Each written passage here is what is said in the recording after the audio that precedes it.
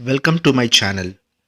In this video, I am going to present must-know PMP exam tips, tricks and strategies for the final exam. I have compiled this information from various resources for the benefit of PMP aspirants who are trying to complete this exam before January 2021. Whether you are considering taking the exam for your first time or you are going back at it for another try, this 49 tricks for the PMP exam will help you stay ahead of the curve and pass the PMP in a better way. I will be covering the tips and tricks and strategies from all the knowledge areas in this presentation. Coming to our slide number 1, important points you need to know from project management concepts. Point number 1, for the exam you must assume you are working for a multi-million dollar project, and this mindset will align yourself towards thinking from larger perspective. And point number 2, within the PMPOK guide, page 25 is critical. The table shows the relationship between each process and its associated knowledge area and process group. The majority of the exam questions you will see would be related in a way to having knowledge about the process group and knowledge area. Point number 3, for the exam you must assume proper project management was done before the project work began. You need to get your mind around the critical difference planning makes and assume the project has been properly planned as you are answered the questions. It is surprising how few project managers create a realistic plan or get it officially approved. In the real world and in the world of the exam, that would make a huge mistake. Point number 4, you need to be able to identify what you are not doing or what you are doing wrong in the real world and leave those practices at the door. You will be penalized in the exam if you follow your poor real world practices. You want to keep the world, work to the project management plan, be proactive, manage and guide in mind as a way to summarize executing activities while you take the exam. This frame of mind will ensure you have your PMI hat on when taking the exam. Coming to a second slide is the first knowledge area, that is project integration management. And point number 5, here is a trick to understand the topic of management plans for the exam. Know that management plans look forward in time and that there is a management plan for each knowledge area. In short, you can remember all these management plans as SSC, QRC, RPS. SSC you can remember in a simple way, and QRC and RPS. So coming to point number 5, please note the confusing terms. If the exam refers to direct and manage project work, it is not referring the entire executing process group. Instead, it is just referring to the integration piece of executing. Point number 7, integrated change control is an important topic to know. Approximately 10% of the exam questions touch on this one topic from different angles. Point number 8, be sure to remember from the exam that as project manager, you always choose out a project no matter the circumstances under which it stops, is terminated or is completed. Point number 9, whenever the PMBOK guide mentions expert judgment, do not assume it is referring to an executive decision being taken by the project manager. Expert judgment is usually obtained from the subject matter experts, and this may include the project manager. Coming to the second knowledge area, the project scope management. Point number 10, the defined scope process is important on the exam for the following reasons. It identifies deliverables and their acceptance criteria. This ensures a common understanding with stakeholders about the scope and increases the likelihood that scope validation process will go smoothly. And it documents the project exclusions, thereby reducing the likelihood of scope creep. Coming to point number 11, project scope is the work that is required to be completed. Always remember scope equal to work. Point number 12, always remember that the scope management plan does not contain the project scope. The scope management plan is a component of the project management plan. that tells how scope will be identified, managed and controlled. Point number 13. There are many tools and techniques associated with the collect requirement process. The PMBOK guide does not discuss these tools and techniques in great detail, so it is important to familiarize yourself with them, uh, referring to different resources.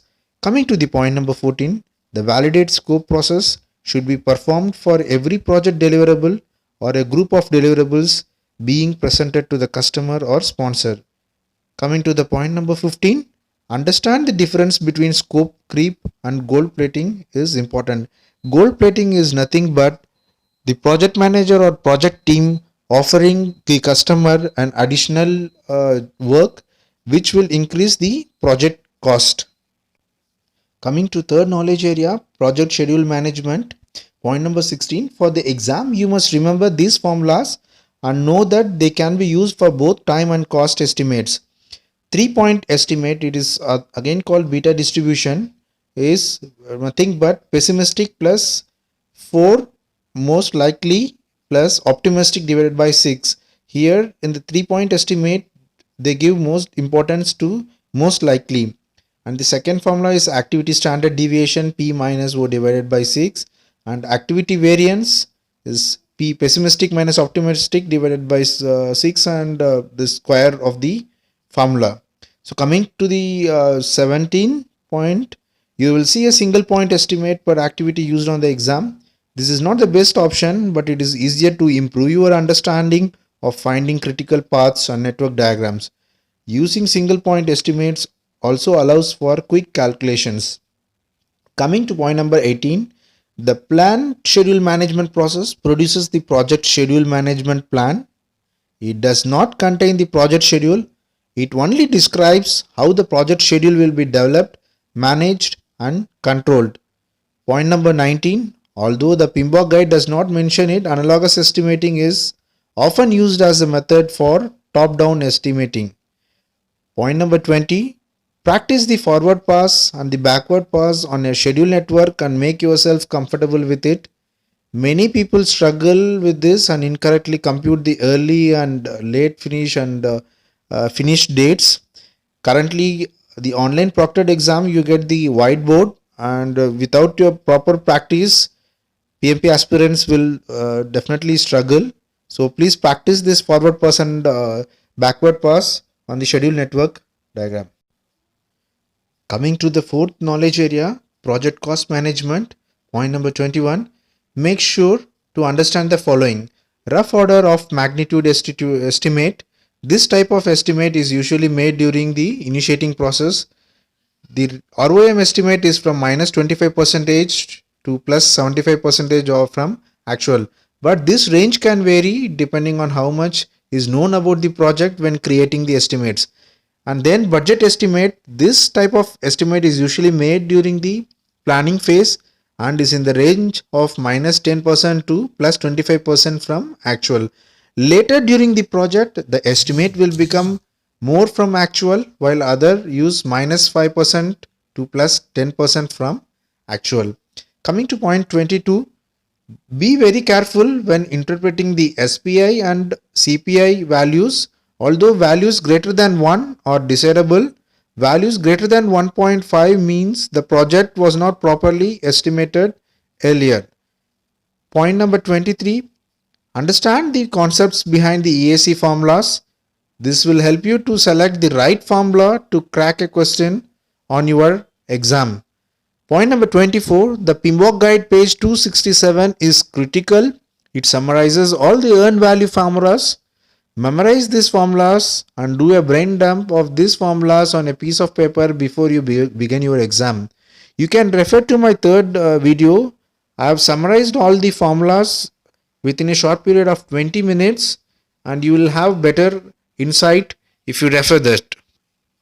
Coming to the fifth knowledge area, that is project quality management, and point number 25, remembering the following phrases about Pareto charts should help you on the exam. Help focus attention on the most critical issues, prioritize potential causes of the problems, separate the critical few from the uncritical many. Point number 26, remember the difference between grade and quality. You can expect some questions on this. Grade refers to the characteristics of a product, while quality refers to conformance to customer requirements. Point number 27. Precision is different from than accuracy. Accuracy is the closeness of a measure against the target, while precision is the closeness of the repeated measurements with each other. Precision is generally used in the manufacturing industry where you measure the diameter of the tools. So accuracy is the closeness of a measure against the target. So you could say like 99% accurate, that is what it measures. So coming to the point number 28, always remember that the control quality process is performed for every project deliverable before the validate scope process. However, these two processes can be performed in parallel. So in my next coming video, I will be explaining on similar type of terminologies like control quality, manage quality. So all those terminologies I will be explaining the forthcoming video. Coming to the sixth knowledge area, project resource management. Point number 29. The following describes the 7 sources of conflict in order of frequency. For the exam, remember the top 4 and the personality is lost. The first one is schedule, second is project priorities, third is resources, fourth is technical opinions, administrative procedures, cost, and personality. So coming to point number 30, the PMBOK guide does not discuss organizational theory in much detail. However, expect some questions on this area. While this may not explicitly be mentioned in the PMBOK guide, it is valuable to familiarize yourself with organizational theory. Point number 31, it is very important to understand Tuckman's ladder or the Tuckman's team development stages. There will be almost certainly be a question on the PMP exam around it. Coming to point number 32 on collocation and virtual teams are two totally opposite techniques. You must understand the pros and cons of both and be able to identify the most suitable option for any given situation. Option number 33, always remember the team members having a conflict or initially responsible for its resolution. You can expect some questions on this conflict of between the team members, wherein seniors will get involved, and as a project manager, what will be your action on that. And coming to the point 34, remember resources are not only manpower, it's everything which is required to execute the project.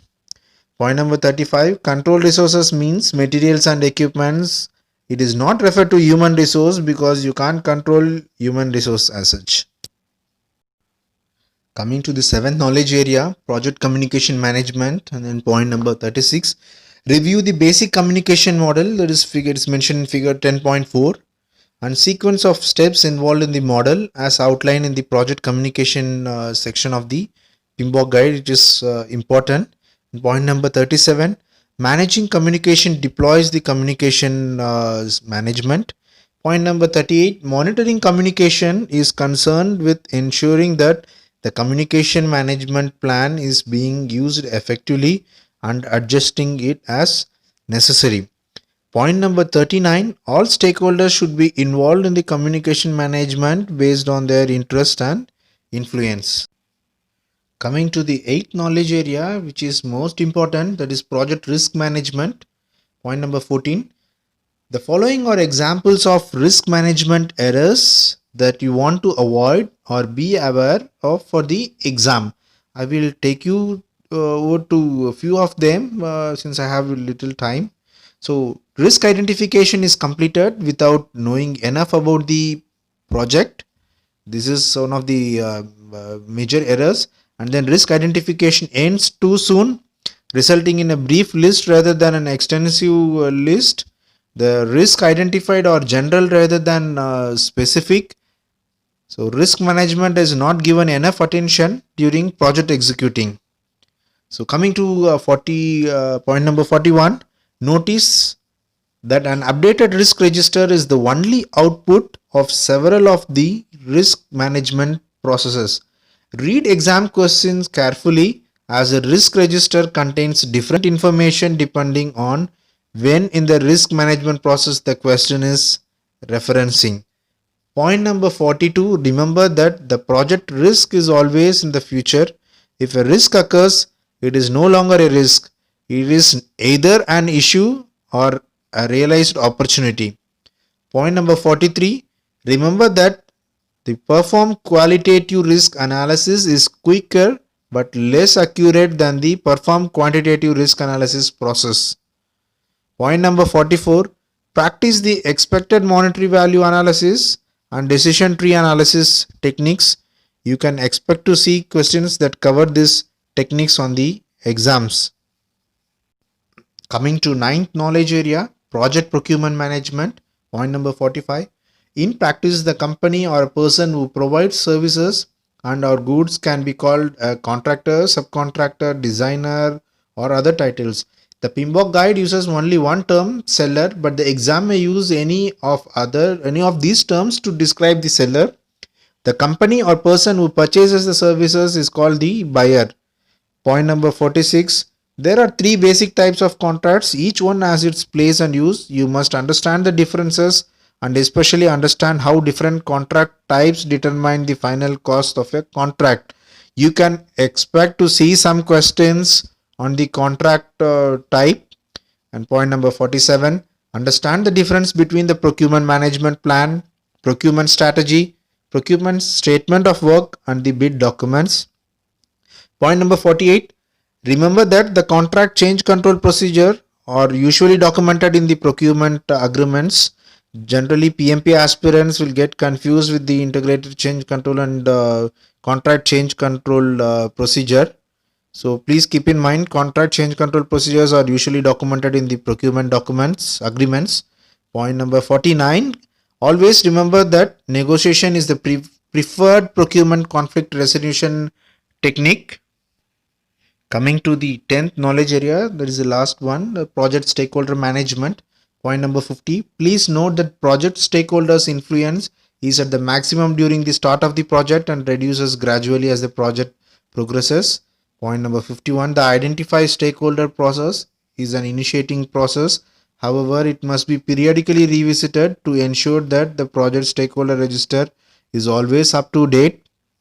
Point number 52. Review the power interest grid information given in the PMBOK guide, page 512.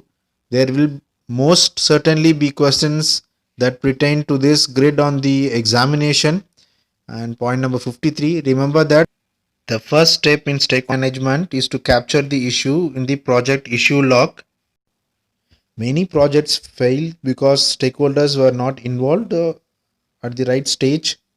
So stakeholder management is important. I hope you have got the tips.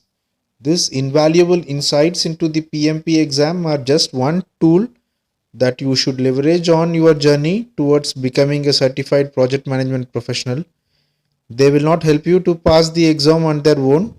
To ensure your success on the first try, consider to read two resources minimum and do as many as mock test and get your PMP certification at the first try. Please refer to my previous videos for better insights. Please watching my channel and support, like and subscribe. If you have any doubts, please drop a message in the comment section or you can reach me at my LinkedIn profile which I have given in my description. Thanks for watching.